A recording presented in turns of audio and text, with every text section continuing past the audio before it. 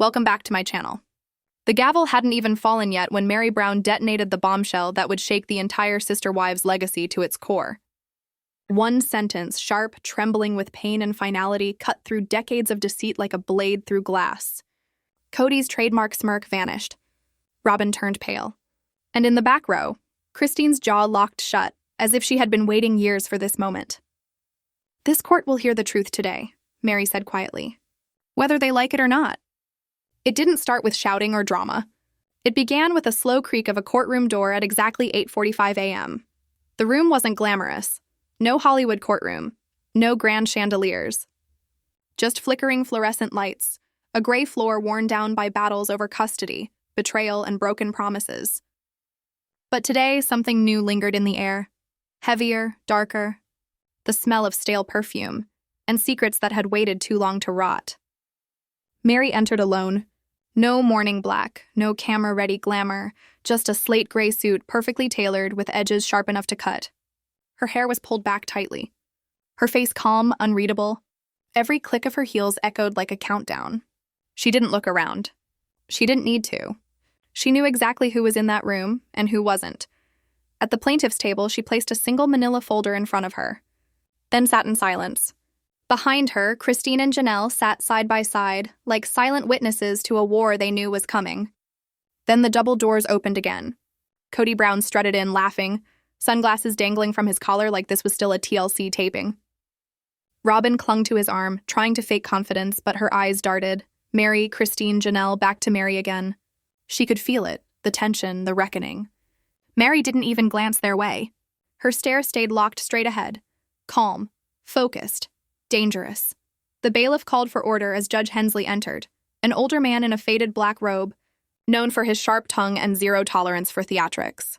His bench was cluttered with papers and a cold cup of coffee. He sat down, adjusted his glasses, and his eyes immediately landed on Meri. She rose to her feet before he could even speak. Her voice was low, steady, almost too calm. "Your Honor, I'd like to submit a motion for a media evidentiary review regarding a fraudulent paternity claim made under the guise of a legal adoption." The room gasped. Christine jerked forward. Janelle whispered, "No way." Even Robyn's head snapped up, eyes wide, lips trembling. Fraudulent, paternity, adoption. 3 words that shattered every illusion the Browns had built for TV. Judge Hensley leaned forward. "You'll have to explain that, Mrs. Brown." Meri opened her folder. Her hands didn't shake. She passed the first document to the clerk. "This court has, until now, been unaware that the 2014 adoption of my legal child, Leon Brown, was based on falsified DNA evidence. Evidence that wrongly established Cody Brown's paternity in order to expedite the adoption process." The clock on the wall ticked over to 9:03 a.m. The entire courtroom went silent. Cody's eyebrows furrowed. Robyn's hand flew to her chest, her mouth parting like she'd been hit by ice water. The judge's voice cut through the stillness. "Mrs. Brown, are you alleging that Mr. Brown presented false paperwork to this court?" Meri met his gaze head-on. "No, Your Honor, I'm alleging that Mrs. Robyn Brown did." Robyn gasped, a sharp, audible breath. The kind that silenced even the reporters in the back. Cody blinked in disbelief, leaning toward his lawyer. He looked like a man who had just realized he'd walked into the wrong courtroom, on the wrong day, to fight the wrong woman. Meri sat back down, calm as ever. The courtroom erupted. Whispers, gasps, the sound of pens flying across paper. A reporter mouthed, "What the hell?" while another began typing furiously on her phone. Christine and Janelle shared a glance, not confusion, affirmation, because this wasn't sudden. This had been building for years. The judge's gavel cracked against the desk. "Order, this court will come to order." He turned to Meri. "I'll allow the motion to proceed, but if this is some kind of performance or post-divorce publicity stunt, I will shut it down immediately." Meri didn't flinch. "No performance, Your Honor, just long overdue truth." The judge called a 10-minute recess so both sides could review the motion. Cody started pacing, his composure cracking for the first time. Robyn sat shaking, tears spilling, real ones this time. But whether they were for guilt or exposure, no one could tell. Outside in the hallway, Christine stepped away, phone in hand, but not dialing anyone. She just stared at the screen. A minute later, Janelle joined her. "She really did it," Janelle whispered. Christine nodded slowly. Yeah, she actually did. Inside, Cody's lawyer flipped through the documents, his brow furrowing deeper with every page. Finally, he turned to Cody. Did you ever actually take a DNA test? Cody scoffed. Of course not. Robyn said it was all handled, background checks, legal stuff, everything. The lawyer frowned. And who handled the paperwork? Cody hesitated. Robyn, the lawyer exhaled sharply. Then we might have a serious problem. By 9:14 a.m., the court was called back into session. Judge Hensley spoke firmly. The motion is accepted for evidentiary review. We will begin testimony under oath. Mrs. Meri Brown, please take the stand. Meri rose, took the oath, and sat down. The courtroom was silent, so silent you could hear the hum of the lights above. The reason I made this motion, she began, isn't to destroy anyone. It's because the truth never got its fair day in court. The people I trusted most rewrote history, for their own convenience and at my child's expense. She turned her gaze directly toward Robyn. Robyn, you knew Leon wasn't Cody's biological child. You knew. And you let the system believe otherwise. You faked it. You used someone else's DNA test and submitted it in Cody's name. You called it a formality, but it wasn't. The room froze. Cody's expression collapsed into shock. Robyn trembled, her lips quivering, unable to form a defense. Christine and Janelle sat perfectly still, eyes locked on Meri, the woman they once pitied, now standing taller than them all. The judge looked over his glasses. This court will recess until further notice. But rest assured, this is just the beginning.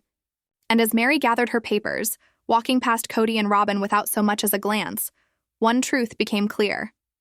For the first time in Sister Wives history, Meri Brown wasn't the one being exposed. She was the one exposing them. The air in that courtroom had already been carved open by truth, but what came next would slice it clean apart. Meri Brown sat still, hands clasped, eyes forward. Her voice calm, but her words lethal. It was identity theft. And fraud. Gasps rippled through the room.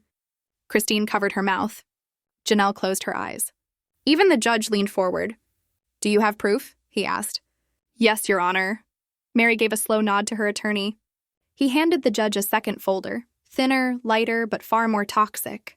Inside was a notarized letter from a lab technician who had handled the DNA swabs back in 2014. The letter stated, under oath that the samples had been mislabeled, sent under one name, but belonging to another man. A friend of Robyn's. The technician's report had been flagged, its chain of custody compromised. But somehow, mysteriously, the red flag vanished, cleared by a third-party intermediary. And the name on that intermediary form? Robyn Alice Sullivan Brown. The room went dead silent. When the devil signs on the dotted line, Meri said softly, it's never in red ink. It's in legal gray. For a long second, no one moved. Then finally, Robyn spoke. That's not true, she stammered, voice breaking. I didn't forge anything. Cody, she turned toward him desperately. Tell them this isn't real. But Cody didn't speak. He didn't even blink. The judge raised his hand. Mrs. Brown, you will have a chance to respond under oath. For now, you will remain silent. Robyn collapsed into her chair, shaking. Meri drew a long breath, her voice cracking only slightly. You made me feel like I was crazy. Like doubting you meant I wasn't a team player. That I was jealous, bitter. But all I ever wanted was honesty. She paused, her voice steady now. I can forgive pain. I can't forgive manipulation. The words echoed. The same courtroom that had been buzzing moments before was now frozen in complete silence. No one knew what was worse. That Meri had kept this secret for almost 10 years, or that no one, not even Cody, had ever bothered to question whether the DNA was legitimate in the first place. Judge Hensley's hand moved toward the gavel, ready to end the session. But before he could strike it, Christine stood. I'd like to be heard too, Your Honor. The judge hesitated, frowning. You're not on the docket, Mrs. Brown. I know, she said calmly, but I have a piece of the puzzle, something Meri doesn't even know. Every head in the courtroom turned. Even Meri looked shocked. Cody's face went white. Robyn's mouth fell open. You could feel the shift, the tension tightening like a wire. The air itself seemed to stop moving. Robyn's breaths turned shallow. Cody stiffened, bracing for impact. Christine Brown stepped forward. No lawyer, no notes, just raw conviction. Judge Hensley studied her for a moment, then nodded. This court doesn't typically allow unsolicited testimony, he said carefully, but given the gravity of what's already been presented, I'll allow a preliminary statement. Be brief. Christine inclined her head. Thank you, Your Honor. Her voice was low, steady, but burning from the inside. This isn't just about DNA, she began. It's about how far people will go to make lies feel like love. Cody's jaw clenched. Robyn's breathing quickened. Meri's eyes met Christine's, not in anger but in quiet recognition. Shared pain. Christine continued. Back in 2014, when Robyn's adoption papers for her children were being rushed through, something never felt right. The timing, the secrecy, the late-night meetings between Robyn and Cody once the cameras were off. They'd whisper in the kitchen until someone else walked in, then stop. I thought it was about privacy. But it wasn't. She swallowed hard. I know, because I was asked to lie too. A stunned murmur swept across the courtroom. The judge leaned forward. Tell me. Christine nodded, steadying her breath. Robyn came to me one night. Said the process was dragging. Said if the judge could see us as one big happy family, things would move faster. She wanted me to sign an affidavit saying we were all financially stable and living together under one roof. The crowd gasped. Even the bailiff shifted uncomfortably. But that wasn't true, Christine said. By then, Meri was living in the guest apartment. The rest of us were already drifting apart. We weren't a family anymore. We were actors playing one. Her voice hardened. Loyalty was used as a weapon.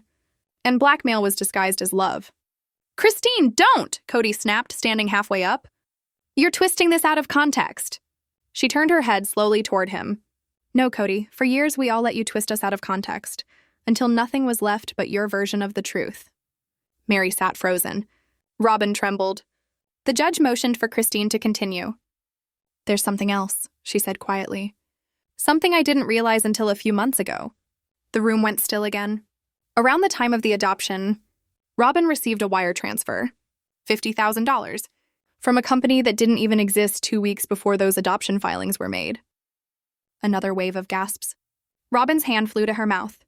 The color drained from her face. The funds, Christine continued, were sent through a shell account called Sullivan Family Consulting. But when I had a friend trace the address, it didn't lead to an office. It led to a private DNA testing lab in Arizona. The judge's eyes hardened, his voice dropping low. Mrs. Brown, he said, are you implying financial tampering connected to the falsified evidence? Christine didn't hesitate. I'm not implying, Your Honor. I'm confirming. And just like that, every camera clicked, every reporter leaned forward, and every secret the Browns thought they had buried was suddenly wide open under oath. Because that day, in that quiet courtroom, the sister wives stopped being a family and became a case file. Today's courtroom wasn't a hearing, it was a reckoning. The moment Christine's voice broke the silence, every camera, every spectator, every breath in that courtroom froze in place. You're implying the lab was bribed, the judge said sternly. Christine didn't flinch. I'm not implying, she replied softly. I'm stating fact. Before the echo of her words could fade, Robyn erupted. That's a lie. I never… The judge's gavel slammed down with a thunder that silenced everything. Mrs. Brown, one more outburst and you will be removed. Robyn froze, trembling, cornered, the mask slipping. Christine turned her gaze toward Meri. Her voice softened, but every word still struck like a hammer. I didn't come here to hurt you, Meri, but you deserve the truth. All of it. What Robyn and Cody did wasn't just to you. It was to all of us. The air shifted. Even the faint buzz of the ceiling lights seemed to fade into the pounding rhythm of anticipation. Christine's eyes scanned the room, from the bench to Meri, and finally to Cody. You weren't just hiding DNA results, were you? Cody's lips tightened. His fingers twitched. Christine's tone turned cold, haunting. Tell them what you did to the original lab technician, Cody. For a second, he said nothing. But Robyn's terrified whisper cracked the silence. Christine, don't… The judge leaned forward. Mrs. Brown, do you have evidence? Christine nodded once. Yes, Your Honor, I have a recording. A collective gasp thundered through the courtroom. Even the stenographer froze mid-keystroke. Christine unlocked her phone, opened a file, and pressed play. A man's trembling voice filled the air. He told me to lose the swabs. Said it was part of a privacy agreement. I didn't think anything of it until I got that wire. Then I was threatened. Told if I said anything, the show would sue me for slander. Please don't use my name. The clip cut out. Silence. Christine's hand trembled slightly as she set the phone down. Meri's eyes glistened. The judge leaned back, equal parts furious and horrified. Robyn was crying now, though whether from guilt or fear, no one could tell. Every secret they'd buried for years now screamed louder than words. Cody slammed his hand against the table. This is insane. You don't even— Sit down, Mr. Brown, the judge barked. The once unbreakable alliance of Cody and Robyn cracked right there in front of the world. And then, in a voice trembling but fierce, Christine said, Do you know what finally broke me, Cody? It wasn't your betrayal. It wasn't your lies. It was realizing that the family I fought for was built on paper and terror. Her eyes filled, but the tears didn't fall. You used faith like currency. You bought loyalty with shame. Meri shook her head slowly, as though her entire history had just been rewritten before her eyes. The judge cleared his throat, voice low and heavy. This recording will be entered into evidence pending authentication. The court will recess to review the material. He rose, but Christine's voice halted him mid-step. There's one more thing, she said. And it could change everything you believe about why Meri brought this case.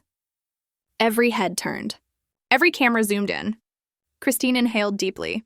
Leon's DNA test wasn't forged once. It was replaced twice. The judge froze. Meri's mouth fell open. What? Christine nodded slowly, painfully. The second time? It wasn't Robyn, it was someone else. Someone who thought they were protecting you, Meri. Someone who didn't want the truth to destroy what little peace we had left. Her eyes traveled past Cody, past Robyn, and landed on Janelle. The room erupted in gasps. Even the journalists stopped typing. Janelle's face went pale. Her lips parted, but no sound came out. Meri's voice cracked. Janelle, please tell me she's lying. Janelle's voice broke like glass. Christine, not like this. The judge's gavel slammed again. Enough! The court will recess immediately. The words hung heavy, like smoke that wouldn't clear. Cameras flashed. Lawyers whispered. Cody stormed out, shoving past his counsel. Robyn clung to him, sobbing, her mascara bleeding down her cheeks. Christine sat motionless, eyes forward, breathing steady. Meri didn't move. She just stared at Janelle with disbelief. Not anger, not rage, just heartbreak. The room emptied slowly. Cody's furious voice could still be heard echoing down the hallway. Who told her about the recording? 20 minutes passed. The courtroom stayed still, haunted. Meri hadn't moved an inch. Her eyes were locked on the double doors as if staring long enough could undo the unthinkable. Then, at exactly 10:13 a.m., the doors creaked open. Janelle walked back in, alone, her shoulders slumped, her face pale, her hair pulled tight as though barely holding herself together. She walked straight to the front. The clerk glanced nervously toward the judge's chambers. But Janelle spoke first. Her voice was low, steady to unshakable. I want to testify under oath. The clerk stammered. Ma'am, the court is still in recess. I know, Janelle interrupted. But I'm ready now. And I won't wait, because if I wait, I'll lie. She took a breath that carried the weight of every lie, every betrayal, every buried truth. Truth doesn't require permission. And the room, though still, trembled with what was about to come next. Trembled with what was about to come next. When silence becomes unbearable, that's when truth enters. The courtroom doors swing open again, and every whisper dies instantly. Judge Hensley steps back into view, his robe catching the air like a slow, dark wave. His eyes fall on Janelle, standing alone in the center of the room. Trembling, yes, but unbroken. For a second, it isn't clear whether he admires her courage, or fears the storm she's about to unleash. He nods once. Very well. You may take the stand. Meri flinches. Not dramatically, not for the cameras, but just enough that the lens catches it. This isn't TV anymore. This is truth unfolding in real time. Janelle walks forward slowly. She doesn't look at Christine. She doesn't look at Meri. She doesn't even look at Cody, who stands outside the courtroom glass, his eyes narrowed, his world already cracking. She raises her right hand, sworn in, seated, breath trembling. I didn't falsify the test, she begins softly. But I did. Substitute it. The gallery gasps. Meri blinks, dazed. Why? She whispers. Janelle's voice quivers. Because I was afraid. Because Leon asked me to. The room breaks into stunned silence.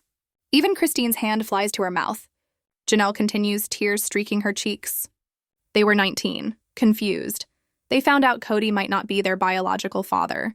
They didn't want to lose him, didn't want to break what was left of this family. So they came to me. Not Robyn, not Christine, me.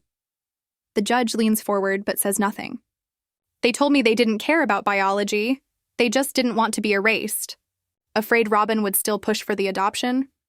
Afraid Meri would shatter. Afraid Cody wouldn't love them if the truth came out. She exhales, trembling. Sometimes the worst betrayals begin with the best intentions. Meri's voice cracks. What did you do? Janelle stares straight ahead. I took another test, one I could control. I told Leon it was just for stall time. But I replaced the sample. With Cody's, I used his records. I mailed it myself. Under Leon's name. The judge cuts in sharply. You knowingly tampered with legal evidence? Her voice steadies, but her hands don't. I thought I was protecting them. From Cody. From Robyn. From the story we were all trapped in. I didn't realize I was destroying Meri's right to the truth. Christine starts crying silently. Meri stands, pale and hollow. You lied to me, she whispers, broken. You told me you were neutral. I was, Janelle weeps. Just not the way you needed. Cody bursts through the doors. This is insane. Leon never told me anything. The judge slams the gavel. Sit down, Mr. Brown. Robyn hides her face, sobbing. And then Janelle says what no one expects. I didn't lie just for Leon. I lied because I didn't want to lose this family. Her voice turns small.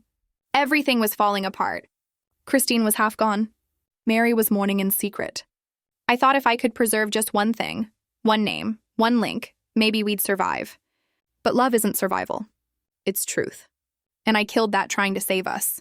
The courtroom is dead silent. The judge finally breathes. Mrs. Brown, your admission changes the case. We'll examine your culpability separately. Court will recess. But Meri's already gone. Her heels echo coldly across the floor, the same way they did when she entered, except this time. She's walking out alone. Cody glares at Janelle, red-faced. You buried me. Janelle exhales, defeated. No, Cody, you buried us all a long time ago. I just dug up the bones. Before the silence settles, the bailiff rushes in. Your Honor, there has been a development. Everyone turns. A subpoena from Lyon. They'd like to testify. Today. The room implodes and gasps. Christine stiffens. Robyn goes white. Cody's face drains of color. Leon wants to testify? The judge nods grimly. Then this just became the most critical hearing of the entire trial. The air turns electric. At 11:09 a.m., the doors creak open again. Leon walks in. Calm, alone, carrying no lawyer, no entourage, just the quiet dignity of someone who has survived too many lies. Their eyes sweep the courtroom, not afraid but aware. They sit, raise their hand, sworn in. Why, Leon begins, is everyone so scared of the truth when the person you tried to protect is the only one who can handle it? A murmur spreads. Cody stiffens. Robyn can't breathe. Leon continues, steady, unflinching. I've known the truth since I was 17. I found an envelope, torn, hidden, a DNA report with someone else's name. Robyn told me it was old paperwork. It wasn't, it was my life. Robyn's lip trembles. I only wanted to protect you. You weren't protecting me, Leon fires back. You were protecting control. Their voice shakes the air. I grew up watching adults justify betrayal with words like faith and family. You sold unity on television while hiding fractures behind sealed documents. You didn't want truth, you wanted ratings and obedience. Cody finally blurts, I loved you, Leon. No, Leon replies evenly. You loved being seen loving me. That sentence, it's a knife. The courtroom sits paralyzed. Leon sets down a photograph. This was me at 10, believing every word you said. They drop it to the floor. I still believe in me. I just don't believe in you. Meri, who's re-entered silently, clasps her mouth to hide her tears. Leon turns to her gently. I'm proud of you for finally saying something. For dragging the past into the light. The room is silent as Leon steps down. I'm not here for justice. I'm here to end the performance. And then they leave. The doors slam, echoing like a verdict. The judge exhales. This court will reconvene after recess to review evidence and testimonies. But before anyone moves, the bailiff reappears, again. Your Honor. Emergency delivery. Private investigator, DNA related. The judge frowns. DNA from who? The bailiff hesitates, hands him a sealed envelope. Not Leon, another child. Gasps erupt. Christine shoots up in her seat. Janelle covers her mouth. Cody's face drains of all color. The judge tears it open. His eyes widen. He looks straight at Robyn and Cody. Is there a child neither of you disclosed to this court? Dead silence. Robyn's eyes dart wildly. I didn't think it was relevant, she stammers. Meri steps forward, voice shaking. You didn't think another child was relevant? The judge raises the report. This document confirms a 98% probability that a 17-year-old girl from Nevada is the biological daughter of Cody Brown and Robyn Sullivan Brown. The courtroom detonates. Reporters gasp. Christine's face turns white. Robyn collapses, sobbing. No, I was 19. I gave her away. He was married. I thought it was over. Cody snarls. You hid my child from me? The judge slams his gavel. Mrs. Brown, you've committed perjury and withheld evidence in a paternity case. This court is entering a full investigation. Meri's voice slices through the noise. She had a right to know the truth. Just like Leon. Robyn's voice cracks. You're glad I'm the villain now. You've always been the villain, Meri fires back. You just finally got caught. Cameras flash, phones buzz, chaos swells. Cody turns to the gallery, eyes wild. Let the cameras in. Mr. Brown. The judge barks. This hearing is sealed. Cody roars back. Let the world see what she did. Robyn collapses to her knees, crying, This wasn't how it was supposed to go. Christine mutters, The truth never goes how liars intend. And then, one vibration cuts through the madness. Christine's phone. One message, one name. She looks down, freezes. It's her, she whispers. The girl. The room stops breathing. She just posted a video online, saying she knows who her biological mother is. The camera lenses all turn. The internet has entered the courtroom. And just like that, the truth, once buried in sealed envelopes and lies, is now viral.